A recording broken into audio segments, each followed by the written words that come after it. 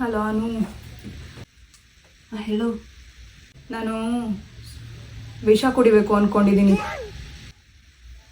Meeting ಆಗಿದ್ದೀನಿ, ಆಮೇಲೆ ಕಾಲ್ ಮಾಡ್ತೀನಿ.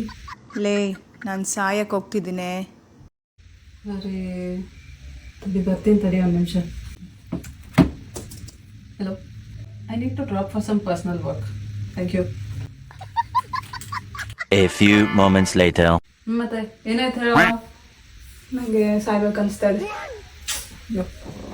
ನೋಡು, ನಾಳೆ ಫ್ರೈಡೇ ಅದು.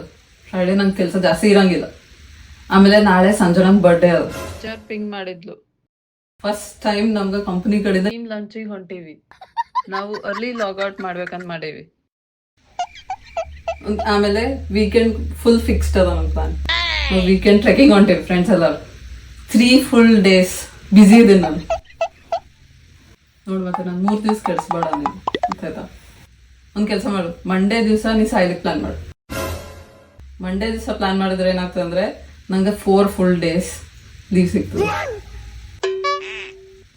ನಂದು ಪೂರಾ ವೀಕ್ ಸಾರ್ಟೆಡ್. ಸಿಂಪತಿ ಗಿಂಪತಿ ಎಲ್ಲ ಮೂಟೆ ಕಟ್ಟಿ ಮೂಲೆಗೆ ಹಾಕ್ಬಿಟ್ಟಿದ್ದೀರಲ್ಲ ನೀವುಗಳೆಲ್ಲ.